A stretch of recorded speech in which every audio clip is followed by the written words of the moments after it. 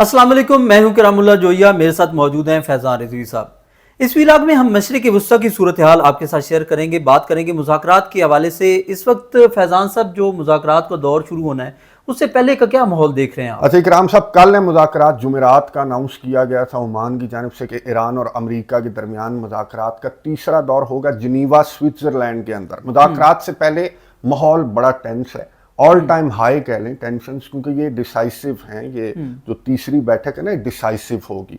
और इससे पहले बड़े मैसेजेस जारी किए जा रहे हैं। अमेरिका के सदर डोनाल्ड ट्रंप ने कांग्रेस से खिताब किया और इस खिताब के दौरान डोनाल्ड ट्रंप ने कई मिनट ईरान के ऊपर बड़ी तफसीली इसने बात की। जो बातें ये करता है कि मैंने तबाह कर दिया, मैंने बर्बाद कर दिया। अच्छा, डोनाल्ड ट्रंप ने बहुत बड़ा दावा किया इकराम साहब। डोनाल्ड ट्रंप ने कहा कि ईरान जो है वो दुनिया का सबसे बड़ा स्पॉन्सर ऑफ टेररिज्म है, ये जो ईरान है। फिर डोनाल्ड ट्रंप ने दूसरा दावा किया कि जी 35,000 मुजाहिरीन को रिसेंटली ईरान ने जो है वो मार दिया है। 35,000 या 3500? 3500 तो ईरान कह रहा है ना, ईरान की अथॉरिटीज कह रहे हैं। डोनाल्ड ट्रंप ने कहा जी 35,000 मुजाहिरीन को इसने गोलियां मार दी हैं या लटका दिया है। अभी इसने और को भी मारना था। डोनाल्ड ट्रंप ने कहा मैं दरमियान में आ गया, मैंने बचा लिया, वरना इसने हजारों को फांसी भी देनी थी ईरान ने। अच्छा, डोनाल्ड ट्रंप ने यहां पर ये एडमिट किया इकराम साहब कि ईरान जो है उसके मिसाइल बड़े तगड़े हैं। ईरान के मिसाइल ना सिर्फ मशरिक वस्ता के अंदर हमारी बेसिस बल्कि यूरोप के लिए भी खतरा है। और इससे पहले कि ईरान के मिसाइल अमेरिका के लिए खतरा बने, तो मैं ये मुज़ाकरात कर रहा हूँ ईरान के साथ और मैं ये चाहता हूँ कि मुज़ाकरात की मेज़ पर ये मामला जो है वो हल हो जाए। लेकिन कोई जोहरी मिसाइल, ईरान जो है वो दुनिया का सबसे बड़ा जो स्पॉन्सर ऑफ टेररिज्म है, वो कोई जोहरी मिसाइल नहीं रख सकता। यानी कि इसने मुज़ाकरात से यूं कह लें कि चंद घंटों कबल इसकी जानिब से ईरान को वार्न किया गया और ईरान की जानिब से जवाब दिया गया। ईरान के जो अब्बास अराक्ची हैं, ईरान के फॉरेन मिनिस्टर, उन्होंने एक तो मुस्तरद किया ये जो डोनाल्ड ट्रंप के दावे हैं 35,000 मुजाहिरीन को मार दिया, फिर ईरान के मिसाइल यूरोप के लिए खतरा है इससे पहले कि अमेरिका के लिए खतरा बने। तो अब्बास अराक्ची ने कहा कि दुनिया का सबसे बड़ा झूठा और डोनाल्ड ट्रंप है और ये सारे दावे जो हैं वो हम मुस्तरद करते हैं। ईरान के ऑफिशियल्स की जानिब से ये कहा गया कि डोनाल्ड ट्रंप ने मुज़ाकरात के बहुत इंपॉर्टेंट और डिसाइसिव दौर से पहले जिस तरह की इसकी टोन है या जिस तरह का इसका मिलिट्री बिल्डअप है, तो वाज़ेह है कि नेगोशिएशंस को लेकर और डोनाल्ड ट्रंप जो है वो संजीदा नहीं है। ये ईरान के ऑफिशियल्स कह रहे हैं। और ईरान के ऑफिशियल्स क्या कह रहे हैं नजर आ रहा है इकराम साहब के 2 एयरक्राफ्ट कैरियर्स के बीच में ईरान को रख कर फिर इस तरह की टोन जो डोनाल्ड ट्रंप इस्तेमाल कर रहा है, तो कितना सीरियस है ईरान के साथ मुज़ाकरात को लेकर। डोनाल्ड ट्रंप जो है वो ये चाहता है कि ईरान किसी भी सूरत जो जोहरी मिसाइल है या इस तरह का मिसाइल ईरान ना बना सके जो अमेरिका तक पहुंच जाए या फिर जो यूरोप के लिए खतरा हो और सबसे ज्यादा जो इसराइल के लिए खतरा हो। इस तरह के मिसाइलों पर भी डोनाल्ड ट्रंप को इतराज है और यही वजह है कि डोनाल्ड ट्रंप जो है वो ईरान के मिसाइलों की जो रेंज है उसको कम करने की बातें भी डोनाल्ड ट्रंप की जानिब से की जाएंगी, जो कि ईरान की रेड लाइन है। तो ये मुज़ाकरात अब चंद घंटों इंतजार करना पड़ेगा, लेकिन जिस तरह का माहौल मैंने आपको बताया और जिस तरह की इसकी जानिब से स्टेटमेंट्स दी जा रही हैं डोनाल्ड ट्रंप की जानिब से, तो ईरान के ऑफिशियल्स को मैं सेकंड करूंगा कि संजीदा तो नहीं लगता। फैज़ान साहब, बड़ी खबर आ रही है कि यूक्रेन जो है वो 10वां जो है जोहरी ताकत बनने जा रहा है।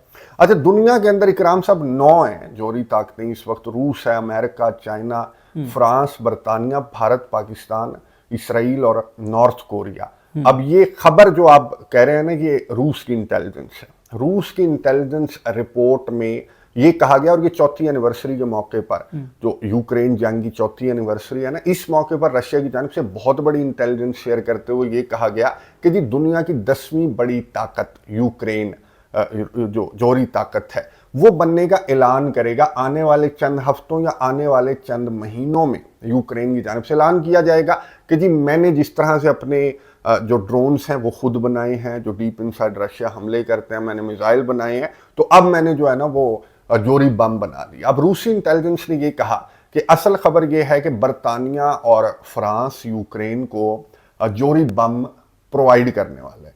और फिर रूस के सदर व्लादिमीर पुतिन ने अमेरिका को मुखातिब करते हुए, यूरोप को मुखातिब करते हुए खबरदार किया कि ये गलती करोगे तो तुम्हें पता है कि रूस के पास जो है वो डेड हैंड है। और जोहरी जंग की बात भी की गई रशिया की जानिब से कि जोहरी जंग छिड़ जाएगी अगर ये गलती यूक्रेन की जानिब से की गई या फिर बरतानिया फ्रांस ने ये गलती की यूक्रेन को जोहरी बम प्रोवाइड करने की, और अमेरिका को कहा गया कि इनको रोक लो। क्या फिर अमेरिका इनको रोकेगा? अच्छा, अमेरिका की जानिब से अभी तक तो इकराम साहब कोई रद्द अमल इस इंटेलिजेंस रिपोर्ट पर अमेरिका का कोई रद्द अमल या अपनी असेसमेंट भी अमेरिका देता है ना कि हाँ ये रिपोर्ट ठीक है या नहीं है, तो अमेरिका की जानिब से अभी तक तो कोई रद्द अमल सामने नहीं आया। हाँ, डोनाल्ड ट्रंप जाहिर है कि रोकेगा। इकराम साहब, डोनाल्ड ट्रंप इसलिए रोकेगा क्योंकि इस तरह की स्टेटमेंट्स भी दी जा रही हैं और रूसी मीडिया के ऊपर इस तरह की बातें भी की जा रही हैं कि रशिया अमेरिका को फ़ोन करके कहेगा कि इनको रोक लो कि ये यूक्रेन को जोहरी बम प्रोवाइड ना करें। अगर इन्होंने प्रोवाइड किया तो फिर मैं ईरान को जोहरी बम प्रोवाइड करूंगा। जाहिर है कि रूस हमला तो नहीं कर देगा ना, जोहरी जंग छिड़ जाएगी पूरी दुनिया के अंदर। डेड हैंड कोई मजाक तो नहीं है, पूरी दुनिया तबाह हो जाएगी।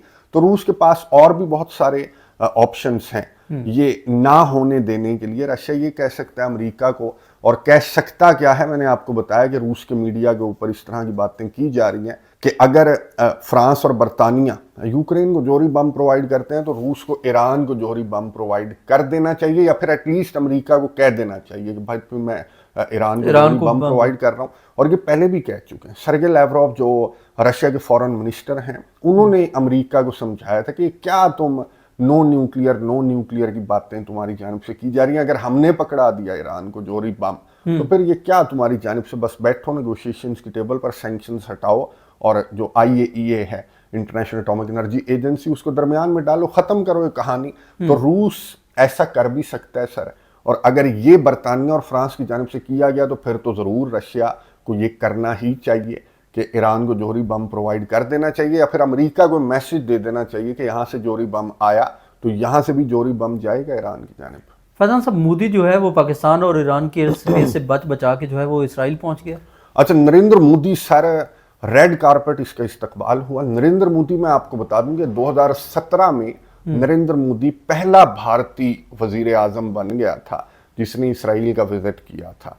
हालांकि फ़लस्तीन को लेकर भारत का हमेशा से 2 स्टेट सोल्यूशन को लेकर वाज़ेह स्टांस रहा है, लेकिन ये नरेंद्र मोदी जो है वो, जैसे बिलावल भुट्टो ने कहा था ना, टीमू वर्जन ऑफ नेतन्याहू, और यहाँ पर ये लिपट रहा था ज़बरदस्ती नेतन्याहू को। इसका तो आइडियल है ना नेतन्याहू, जो कुछ नेतन्याहू कर रहा है फ़लस्तीन के अंदर, तो ये आपको उसकी तस्वीर ना, छोटी तस्वीर, वो भारत के अंदर भी नजर आएगी। जो माइनॉरिटीज़ के साथ इंडिया करता है तो वो नेतन्याहू इसका आइडियल है। और ये जिस तरह से झप्पियाँ डाल रहा था नरेंद्र मोदी नेतन्याहू को इस वक्त में, और जैसा कि आपने बताया, खबरें हैं कि पाकिस्तान का एयर स्पेस तो चलो अवॉइड करना ही करना था, ईरान तो इसका यार था कल तक, और अब ये ईरान का एयर स्पेस भी खबरें गर्दिश कर रही हैं कि इसने अवॉइड किया और ये इसराइल के अंदर ये दाखिल हो गया इस वक्त में कि जब ईरान के साथ इसराइल की जंग आपके सामने कि किस लेवल पर ये सिचुएशन खड़ी हुई, और उस वक्त में ये नरेंद्र मोदी साहब जो हैं वो विजिट कर रहे हैं इसराइल का। ईरान के साथ तो मुआहदे शुआहदे इसने तोड़ दिए ना, यहाँ पर बिलियंस ऑफ डॉलर्स के, $10 बिलियन से ज़्यादा के मुआहदे, इसमें दिफा का मुआहदा भी है, इसमें IT वगैरह का मुआहदा भी है, ट्रेड का मुआहदा भी है जो कि इनके दरमियान साइन किया जाएगा मोदी और जो नेतन्याहू है उसके दरमियान। तो ये बहुत इंपॉर्टेंट विजिट है, और बहुत इंपॉर्टेंट विजिट से ज़्यादा इकराम साहब ये बहुत इंपॉर्टेंट वक्त में ये विजिट नरेंद्र मोदी का हो रहा है। फैजान साहब, भारत और इसराइल की जानिब से एक नए इत्तेहाद का भी ऐलान किया गया है। अच्छा, ये मैं आपको बता दूं कि ये इस पर भारत का भी रद्द-ए-अमल सामने नहीं आया। इस पर जो नेतन्याहू है इसने ये अनाउंस किया कि जी नरेंद्र मोदी आ रहे हैं, एक नया अलायंस बन रहा है, और ये इस नए अलायंस में ये तस्वीर मैं आपको दिखा रहा हूँ, और इसमें आपने पाकिस्तान के नक्शे पर ज़्यादा गौर नहीं करना क्योंकि ये भारत के मीडिया के ऊपर ये अलायंस जो है ना वो बहुत ज़्यादा डिस्कस किया जा रहा है। तो ये उनकी तस्वीर है जिसमें इन्होंने कश्मीर को अपना हिस्सा दिखाया हुआ। अच्छा, खैर, इस नक्शे के अंदर आपको नज़र आ रहा होगा, व्यूवर्स को नज़र आ रहा होगा कि भारत सर, फिर मुत्तहिदा अरब अमारात, फिर सऊदी अरेबिया, और उसके बाद इसराइल, और फिर जनाब ग्रीस, साइप्रस वगैरह। ये ट्रेड का रास्ता जो है ना वो नेतन्याहू ने दिखाया। इस पर किसी का रद्द-ए-अमल सामने नहीं आया, सऊदी अरेबिया का भी नहीं, ग्रीस का भी नहीं, UAE का भी नहीं, इवन के भारत का भी रद्द-ए-अमल शायद इस दौरे के बाद सामने आ जाए, अभी तक सामने नहीं आया। और उसकी वजह ये आपको नज़र आ रहा होगा इस नक्शे के अंदर कि UAE और सऊदी अरेबिया इस ट्रेड रूट के अंदर, जो ग्रीस है या साइप्रस है उसको क्यों शामिल किया नेतन्याहू ने, तुर्किया को मैसेज दिया जा रहा है, फिर भारत है इस ट्रेड रूट के अंदर, और Saudi Arabia via Saudi Arabia होते हुए ये मुआहिदा जाएगा। कल तक ये ईरान था, भारत, ईरान, आर्मीनिया वगैरह और फिर यूरोप, लेकिन अब जो है वो नरेंद्र मोदी जो हैं वो कल तक रशिया को भी झप्पियाँ डाल रहे थे, यूक्रेन को भी झप्पियाँ डाल रहे थे, फिर ये डोनाल्ड ट्रंप को झप्पियाँ डालने लग गया, फिर ये ईरान को झप्पियाँ डाल रहा था, अब ये इसराइल को झप्पियाँ डालने लग गया। तो बिल्कुल इसका ट्रेड रूट भी चेंज हो गया। इसने जो ईरान की पोर्ट्स हैं वहाँ से भी इसके मुआहिदे वगैरह, वो वेबसाइट्स भी बंद होगी, वो मुआहिदे कैंसिल हो गए, और अब ये नया मुआहिदा ये बहुत ज़्यादा डिस्कस किया जा रहा है इंडिया के मीडिया के ऊपर भी और इसराइल के मीडिया के ऊपर भी। और सबसे बड़ी बात यह है कि इस पर रद्द अमल क्या होगा इन कंट्रीज़ का, जो अभी तक तो ये यूएई और सऊदी अरेबिया आपस में लड़ रहे थे आपके सामने, और फिर इस मुआहिदे को लेकर जिस तरह का रद्द अमल होगा तो अभी तक आ जाता, अगर पॉजिटिव रद्द अमल होता तो अभी तक आ जाता, लेकिन अभी तक किसी मुल्क का इंक्लूडिंग इंडिया कोई रद्द अमल सामने नहीं आया। फैजान साहब, अगर ये रूट होता है और इस पे रद्द अमल भी आता है तो क्या सऊदी अरब इस मुआहिदे का हिस्सा होगा? क्योंकि इसके पाकिस्तान के साथ भी मुआहिदा है कि उस पर हमला तो पाकिस्तान पर हमला, तो ये कैसे इसको लेके चलेंगे, क्या पॉसिबल होगा ये? अच्छा, ये मैं आपको बता दूं कि अपने अपने मफादात में सऊदी अरेबिया इस मुआहिदे का, इस ट्रेड रूट के अंदर सऊदी अरेबिया आ सकता है, कोई बड़ी बात नहीं है। और ये जो आप बात कर रहे हैं ना कि एक पर हमला तो दूसरे पर हमला, तो ये तो सर आप नेटो के आर्टिकल 5 की मिसाल हमारे सामने है कि जी ये रशिया और यूक्रेन जंग के दौरान ना कोई यूं कह लें कि दर्जन मरतबा नेटो टेरिटरी की वायलेशन हुई, नेटो और रशिया आमने सामने आ गए, लग यूं रहा था कि भाई एक पर हमला सब पर हमला, ये आ गई जंग, बड़ी जंग। लेकिन सर नेटो के आर्टिकल 5 से पहले है नेटो का आर्टिकल 4, और वो नेटो का आर्टिकल 4 ये है कि इस तरह बैठ जाते हैं ये नेटो कंट्रीज और ये कहते हैं कि भाई वायलेशन रिपोर्ट होगी, हाँ जी अब क्या करना है, वह वहीं पर चाय कॉफी के बाद वो मामला जो है वो आर्टिकल 4 से आर्टिकल 5 तक नहीं जाता, पहुंचता ही नहीं है वहां तक। वो अपने मफादात को देखते हैं, फिर आगे वाले कंट्री के साथ अपने ताल्लुकात को देखते हैं। यूएई और सऊदी अरेबिया लड़ते रहे, अफगानिस्तान और पाकिस्तान लड़ रहे हैं, तो क्या हुआ, कोई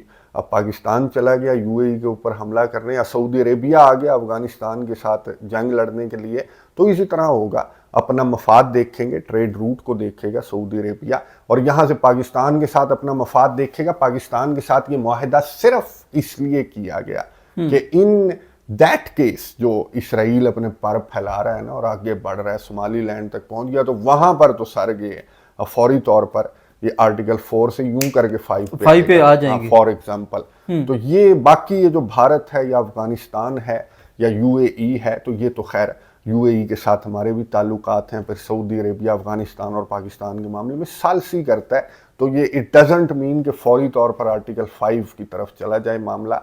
तो इसमें सऊदी अरेबिया की जानिब से पॉजिटिवली भी रिएक्ट किया जा सकता है कि ठीक है, अच्छा है ट्रेड रूट, लेकिन इसराइल है इस ट्रेड रूट के अंदर, और इसराइल के साथ सऊदी अरेबिया इस तरह के रूट्स के अंदर तब तक शामिल नहीं होगा। ये सऊदी अरेबिया का मौक़िफ़ था कि जब तक मसला फ़लस्तीन हल ना हो जाए।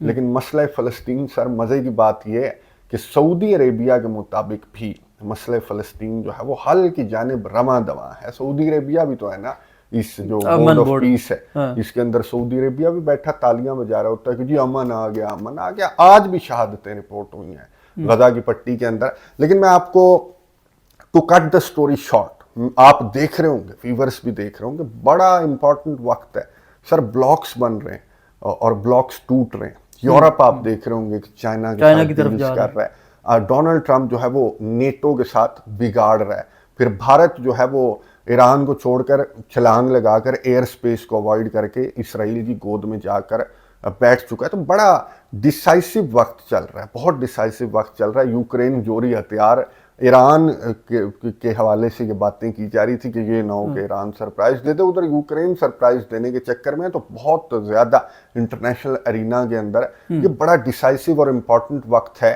पूरी दुनिया के लिए, और बड़ी फूंक कर सोच समझ कर तमाम कंट्रीज़ को इंक्लूडिंग योर कंट्री कदम उठाना चाहिए, ब्लॉक्स को ज्वाइन करना चाहिए। यही वक्त है, ये बहुत इम्पॉर्टेंट करवट ये दुनिया जो है वो ले रही है, और चाइना बड़ी खामोशी से इस सारी सिचुएशन को मॉनिटर कर रहा है, देख रहा है चाइना। और अमेरिका का जो ब्लॉक है और अमेरिका की जो पॉलिसीज़ हैं पूरी दुनिया को लेकर, किस तरह की पॉलिसीज अमेरिका की हैं कि जब तक यस सर करते रहेंगे तो तब तक तो आप ग्रेट मैन है, लेकिन जब आपने उसे नो बोल दिया, नरेंद्र मोदी ने नो बोल दिया था ना, तो इसने नरेंद्र मोदी से, हालांकि बड़ा मेन प्लेयर है भारत अमेरिका के इस रीजन के अंदर, लेकिन इसने नरेंद्र मोदी को कहा था कि मुझे नो बोलेगा, गुलाम चाहिए उसको, दोस्त नहीं चाहिए उसको, गुलाम अमेरिका को, उसको गुलाम चाहिए।